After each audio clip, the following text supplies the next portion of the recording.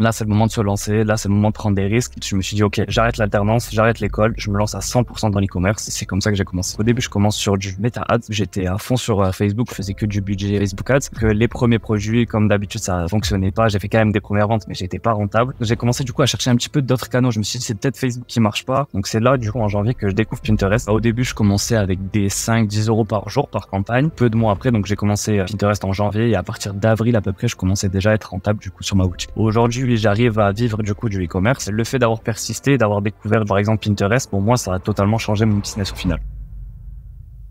Bonjour à tous, c'est Luc et bienvenue dans cette nouvelle vidéo. Aujourd'hui, je suis avec Thomas, du coup, qui a un e-commerce, qui a 22 ans et qui, de son côté, s'est lancé il y a quelques temps sur Meta et derrière est passé sur Pinterest. Donc, le but de cette interview, c'est qu'il nous partage justement son parcours, comment il en est arrivé là sur cette partie e-commerce et derrière, comment ça s'est passé, cette transition et les différents apprentissages qu'il a eu et comment il envisage ce Q4 et l'année 2025. Donc déjà, Thomas, merci beaucoup d'avoir accepté mon invitation. Comment vas-tu? Est-ce que tu es prêt pour cette petite interview? Je suis prêt, ça va très très bien. Merci pour l'invitation en tout cas et j'ai hâte qu'on fasse cette petite interview ensemble. Yes, carrément. Du coup, pour les personnes qui ne te connaissent pas, est-ce que tu pourrais te présenter et surtout présenter un peu ton parcours, par quoi tu as démarré, à quel moment, même avant l'e-commerce, tu as commencé à t'intéresser et comment tu es venu à l'e-commerce de manière générale? Yes, totalement. Donc du coup, moi j'ai 22 ans, comme tu l'as si bien dit. Je suis originaire de Toulouse du coup. Donc pour vous situer dans mon parcours, j'ai eu un parcours assez classique. J'ai réalisé mon bac, du coup, je suis parti par la suite en école supérieure. J'ai réalisé un DUT en technique de commercialisation, etc. Donc, parcours assez classique. Il se trouve que du coup, j'ai découvert le digital à la suite d'une alternance que j'ai pu réaliser du coup. Donc, j'étais en alternance pendant 1 an. Je me suis retrouvé dans un collectif de freelance, du coup, dans ma ville. C'est là où j'ai découvert tous les métiers du digital, que ce soit développeur, communicant, etc. Donc là, j'ai vraiment eu un grand panel. Il y avait aussi quelques e-commerçants, mais c'était plus rare. Donc c'est là que je découvre le digital, c'est là que je commence à vraiment m'intéresser à ça et je me dis, OK, je trouvais ça hyper intéressant de voir des freelances en fait, qui travaillent à l'autre bout du monde, qui pouvaient travailler sur des clients un petit peu partout. Donc je me suis dit, OK, j'aimerais bien faire quelque chose de similaire. Et du coup, je découvre là, sur je t'arrête. Comment ça s'est passé même en termes de prise de connaissance? Est-ce que c'est à l'IUT où tu as pris des compétences? Tu es plus au niveau de l'alternance. La partie pratique, elle est venue à quel moment de ton côté? Yes, la pratique, je l'ai surtout fait en alternance. J'avais quand même beaucoup de responsabilités. C'était ma première année. Je suis arrivé dans une startup qui se développait énormément. Donc là, j'ai commencé à faire beaucoup de missions, à avoir beaucoup de responsabilités. Donc déjà, j'étais bien dans le bain et j'ai vraiment pu développer énormément de compétences à ce moment-là. Donc ça m'a vraiment beaucoup servi. J'avais quand même eu un bon enseignement, etc. Mais vraiment, j'ai vraiment tout appris sur le tas en alternance généralement. Ok. Et après, du coup, après cette partie collective de freelance, t'es parti responsable communication, c'est bien ça? C'est ça, exactement. Du coup, j'ai un petit peu avancé dans l'entreprise et j'ai commencé du coup à devenir responsable communication pour la startup. Donc, j'avais quand même un bon poste. J'étais assez jeune, j'avais 21 ans, donc c'était quand même beaucoup de responsabilités pour moi. J'ai continué 1 année de plus du coup en école supérieure. Je suis parti dans une école de digital où là, j'ai vraiment commencé à mettre les pieds dedans. J'étais en plus en alternance, donc là, j'ai vraiment découvert beaucoup de choses. Et c'est ensuite du coup que j'ai découvert l'e-commerce. C'est assez marrant la façon dont j'ai découvert.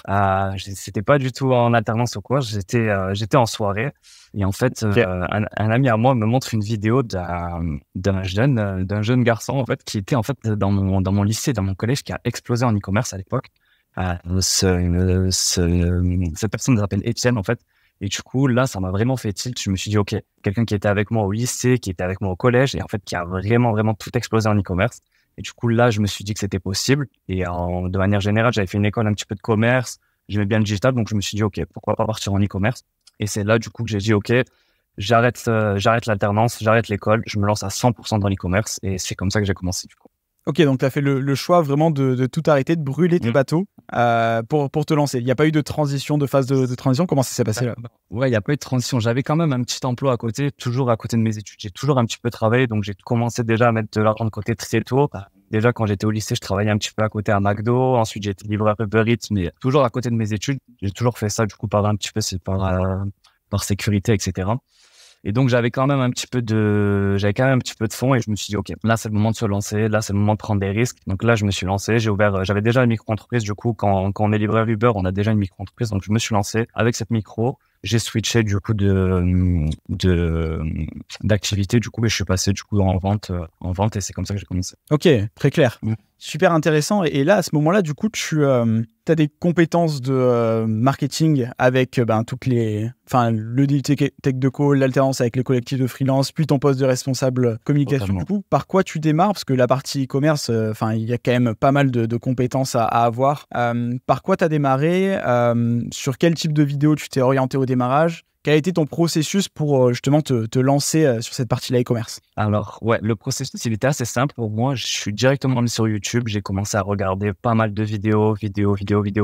Et je me suis dit, OK, parallèlement à ces vidéos, il faut que je commence un petit peu à me lancer, à tester un petit peu. Je connaissais déjà un petit peu la création web, etc. Donc, c'est là que je découvre Shopify. C'est là que je découvre que c'est assez simple, en fait, par rapport à tout ce qui est WordPress, etc.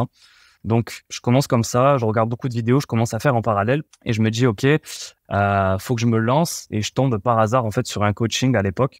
Je tombe sur un coaching qui est satisfait ou remboursé si on n'atteint pas un certain stade. Donc, je me dis, OK, je prends pas de risque, je prends un coaching. Au pire, si ça marche pas, je serai remboursé et ça me permettra, en fait, d'avoir des personnes qui sont vraiment expérimentées de m'apporter de la valeur, de me dire ce que je fais, si c'est bien, si c'est pas bien, etc.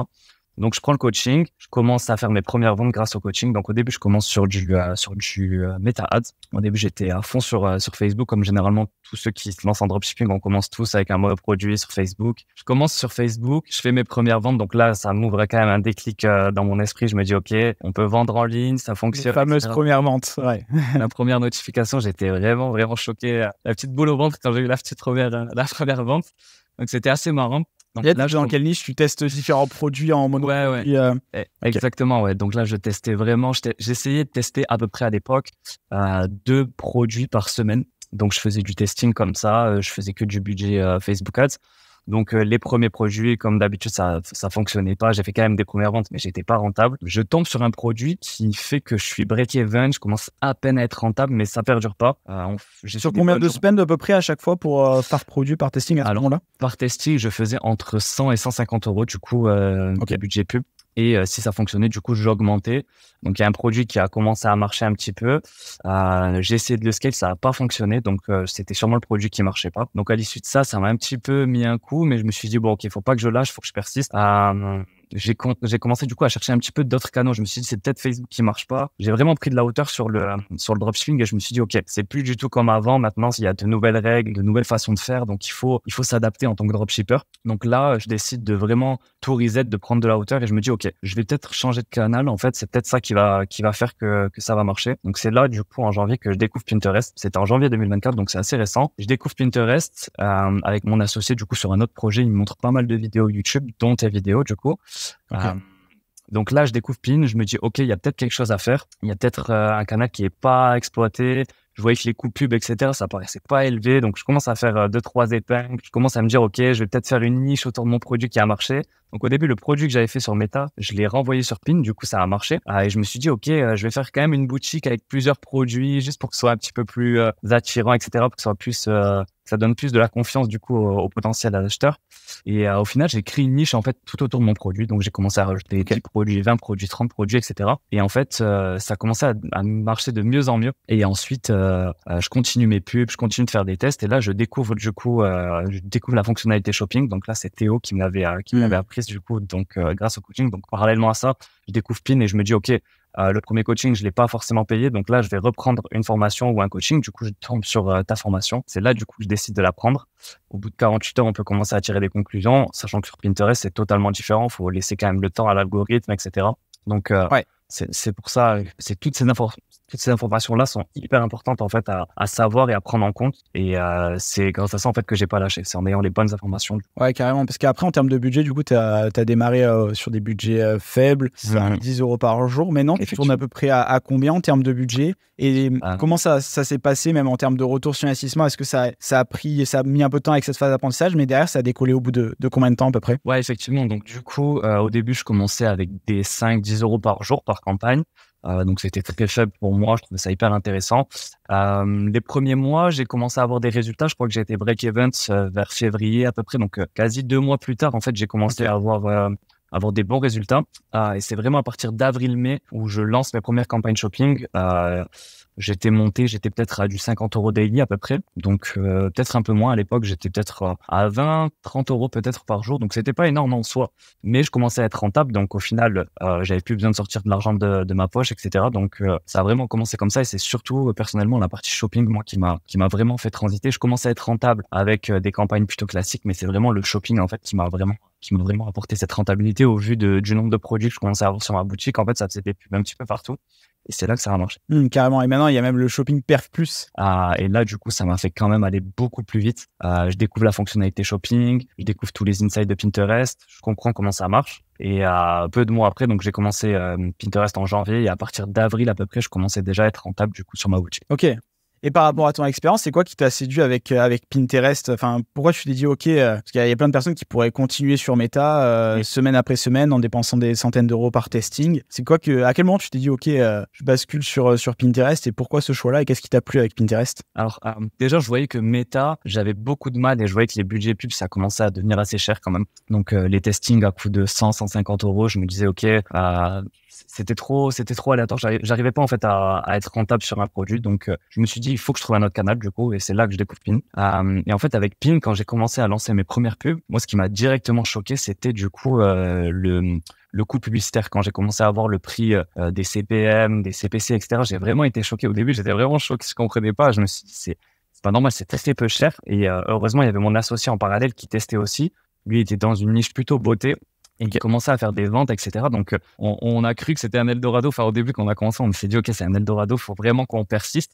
Et moi, c'est surtout ça qui m'a séduit. En fait, c'était Pin quand même, ça reste une plateforme assez simple. Même tout ce qui est publicité, ça reste simple. Surtout quand on transite sur du shopping, en fait, on n'a plus besoin de faire de créative, etc. Donc, pour moi, c'est vraiment le mieux en fait à ce niveau-là. Donc c'est comme ça. Quelle différence après t'as vu entre Meta et Pinterest? Parce que Meta, t'as fait quand même pas mal de testing. C'est quoi qui t'a surpris au démarrage?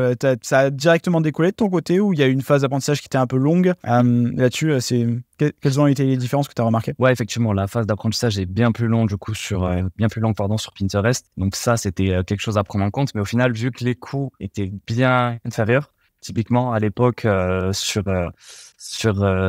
Facebook, je commençais peut-être avec du daily, j'étais du budget quotidien dépensé, j'étais peut-être sur du 20, 30 €. Et quand je suis passé sur Pin, j'ai commencé avec des budgets par exemple à 5 € et je voyais que ça marchait tout autant. Donc je me suis dit OK, en fait, j'ai pas besoin de dépenser autant pour faire les mêmes résultats. Donc ça m'a vraiment aidé. Donc certes, il y a les périodes d'apprentissage qui sont plus longues sur Pinterest. Ça c'est quelque chose à prendre en compte. Mais du coup, tout ça en fait, je l'avais appris grâce à tes vidéos et grâce à la formation. Typiquement, si j'avais pas l'information, peut-être que je me serais arrêté. J'aurais vu la période d'apprentissage, j'aurais vu que j'aurais pas eu de résultats au bout d'une semaine, 10 jours, peut-être que j'aurais arrêté. Mais au final, en ayant les bonnes informations, j'ai appris en fait qu'il fallait rester du coup sur la campagne, faire des petites modifications, attendre. Typiquement, quand on fait des modifications sur Meta, au bout de 48 heures, on peut commencer à tirer des conclusions, sachant que sur Pinterest, c'est totalement différent. Il faut laisser quand même le temps à l'algorithme, etc.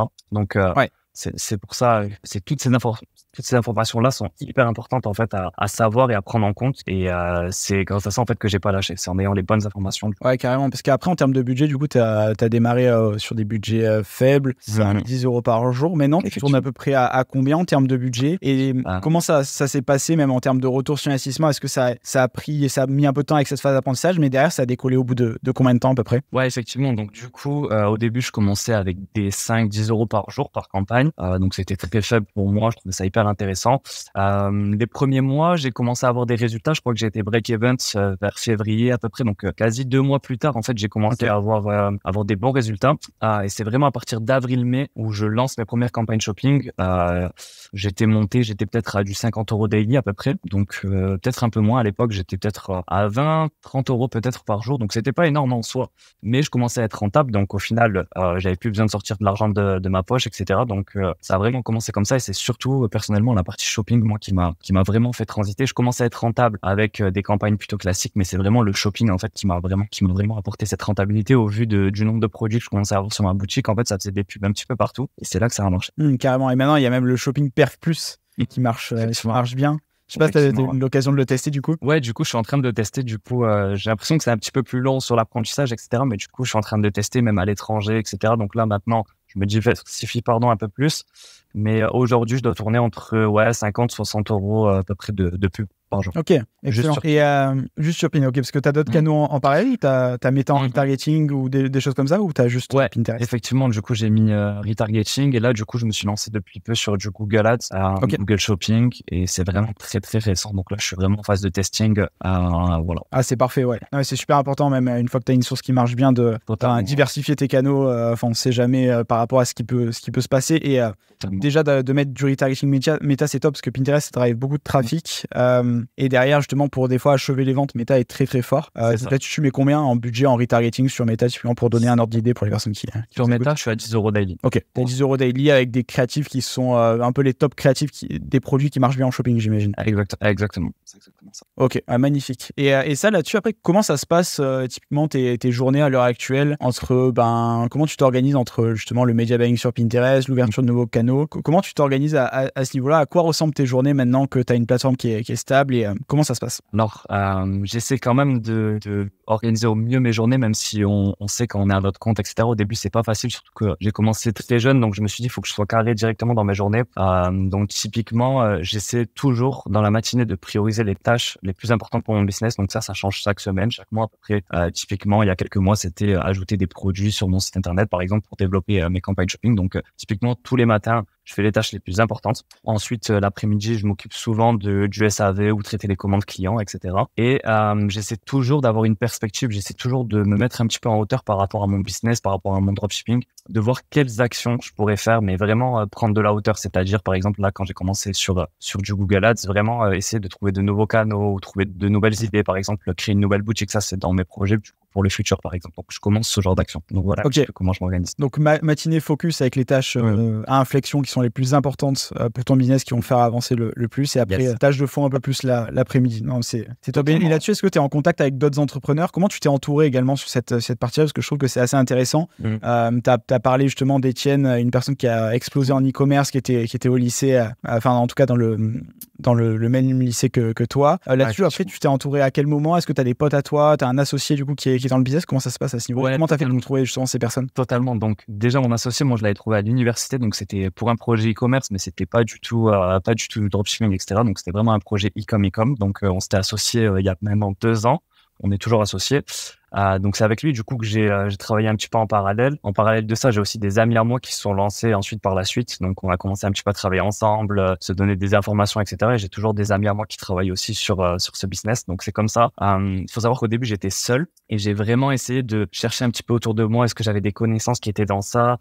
C'est pas facile souvent au début quand on commence seul, surtout dans un business où on connaît pas forcément dans quelle direction aller, on sait pas forcément comment ça va marcher, on sait pas quels vont être les résultats. Donc ça, le début généralement c'est le plus dur. Et c'est vraiment quand on commence à avoir nos premiers résultats, quand on commence à avoir un pote ou une connaissance qui commence à se mettre aussi dans ce business, ça devient de plus en plus simple, entre guillemets.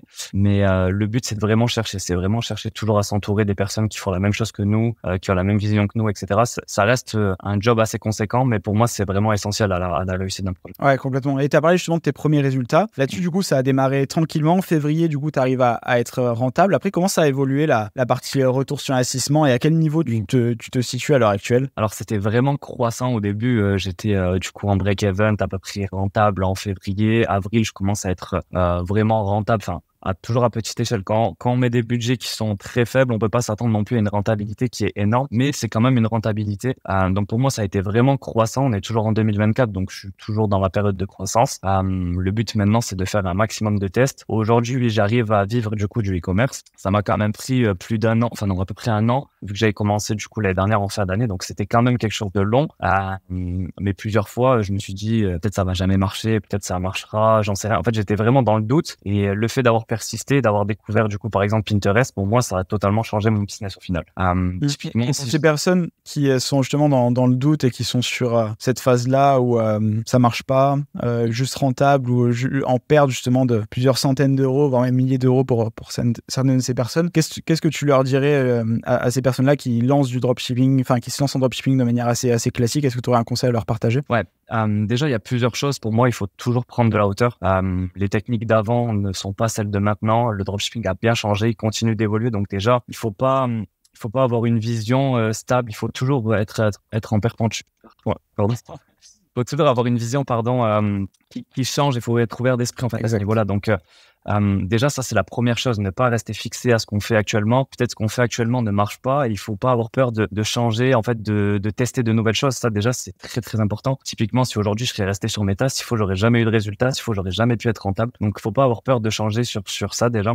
Ça, c'est le premier gros point. Deuxième chose, c'est ne pas abandonner. Quand on se lance en dropshipping, c'est comme si on était en train de créer une entreprise. En fait, on crée une société, on crée un écosystème. Donc, ça se fait pas en quelques mois. On voit beaucoup d'exemples sur Internet de personnes qui réussissent très vite ou des gros chiffres, mais chacun a son rythme déjà. Et je pense qu'il faut vraiment prendre le temps de persister. Tout va pas venir très très vite. Moi, personnellement, ça a pris plus d'un an, enfin à peu près un an pour que je puisse commencer à en vivre. Donc voilà, j'ai perdu entre guillemets, j'ai travaillé pendant un an, j'ai investi pendant un an pour pouvoir en vivre aujourd'hui. Donc il faut pas avoir peur de perdre du temps, pas avoir peur de perdre de l'argent, d'investir sur soi pour au final en fait réussir à vivre de son business. Exactement. Et là, du coup, voilà, c'est excellent. Tu vois, tu t'arrives à vivre de l'e-com, etc. Maintenant, quels sont les next steps? Comment tu envisages du coup la fin d'année, début 2025? Là, quels sont tes enjeux, tes objectifs? Est-ce que tu vas créer d'autres boutiques? Au contraire, tu vas rester focus sur ta boutique? Comment tu vois les choses à ce niveau-là? Et avec Pinterest aussi, et sur quel canot tu vas ouvrir? Donc ça, c'est une réflexion du coup que j'ai eue toute l'année. Parce que c'est vrai, du coup, j'ai actuellement qu'une seule boutique qui tourne. Et du coup, ma vraie question, c'était, OK, est-ce que je scale la boutique ou est-ce que j'offre d'autres boutiques? Donc ça, c'est vraiment la grosse question. Actuellement, du coup, pour ce Q4, je vais essayer de scale au maximum cette boutique. Donc, typiquement, moi, ma stratégie, c'est d'ajouter un maximum de produits sur ma boutique, de me diversifier au maximum sur tous les canaux possibles. Donc, typiquement, t'en as combien de produits actuellement? Je suis actuellement à 150 produits, un peu plus de 150. Excellent. Donc ça commence à faire, mais en fait, une fois qu'on a les méthodes, une fois qu'on a la stratégie, ça va de plus en plus vite. Donc voilà, ça c'est mon plus gros point. Ensuite, diversifier du coup sur les canaux. Comme je vous ai dit, j'ai commencé Google Ads, le retargeting sur Facebook, etc. Donc faut vraiment pas avoir peur aussi de tester d'autres canaux pour pouvoir scaler la boutique. Et ensuite, ça c'est toujours quelque chose que je fais. Je fais des tests toujours sur Pinterest. Donc avec le Perf Plus par exemple qui arrivait récemment. Donc pareil, je fais des tests avec ce type de campagne. J'essaie d'autres marchés aussi. Ça c'est quelque chose que j'ai pu tester du coup ces derniers mois. Je traduis la boutique, je teste d'autres marchés. Donc ça aussi, je fais pas mal de tests à ce niveau-là. Donc voilà comment je vais essayer d'appréhender le Q4. Donc en ajoutant des produits, en essayant de lancer un maximum de campagnes et on verra où ça me mène. Excellent. Alors, franchement, c'est une bonne stratégie. Et là-dessus, en fait, tu as déjà tellement à faire sur ta boutique et tu as tellement de potentiel de scaling que ne serait-ce qu'en ajoutant des produits, ça va encore plus pour le shopping. Et donc derrière, encore plus de retour sur investissement qui est possible. Et après, du coup, qu'est-ce que tu as pensé de l'accompagnement même que tu as fait avec nous, avec Théo? Comment ça s'est passé? Est-ce que, au niveau de la démarche, est-ce que tu as vu même des pistes d'amélioration qu'on pourrait avoir, etc. Parce que c'est du coaching vraiment en one-to-one qu'on propose. Mais quel est ton retour d'expérience par rapport à ça? Yes. Typiquement, comme je l'ai dit, quand on se lance en dropshipping, des fois, on est souvent seul. Et c'est vrai que d'avoir quelqu'un qui a un point de vue différent du nôtre, qui a plus d'expérience, en fait, ça peut vraiment aider. Typiquement, c'est surtout à ça que moi, le coaching m'a servi. D'avoir des entretiens one-to-one, du coup, avec Théo, c'était ça pour moi la vraie valeur ajoutée. Il y en a qui vont préférer, par exemple, les vidéos, les insights. Personnellement, moi, c'était vraiment les one-to-one. Parce qu'en fait, ça m'a permis d'avoir une autre vision. Typiquement, Théo me posait des questions en fait que moi je me posais pas forcément, ou il était amené à me dire ok, ça tu devrais tester comme ça, ou parfois il m'a même donné des insights que ce soit sur Pinterest ou même sur d'autres canaux en fait, et ça a été vraiment très très utile. Bien sûr, à la base, quand j'ai pris le coaching, j'ai vraiment appliqué toutes les vidéos du coup qui étaient dans la formation. Ouais.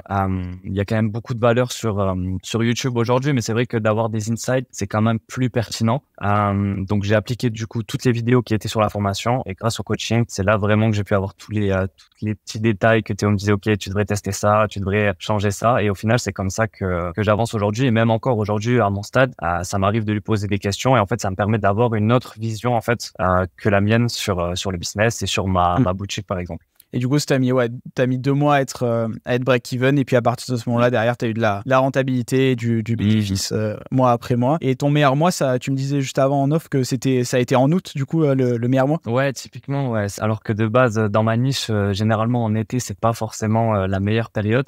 Mais en fait, j'ai su m'adapter. En fait, j'avais une niche de produits, mais j'ai essayé de faire des produits qui étaient toujours dans ma niche, mais en fait, d'un autre univers, on va dire, d'une autre catégorie. Ouais, et en fait, tourner vers l'été.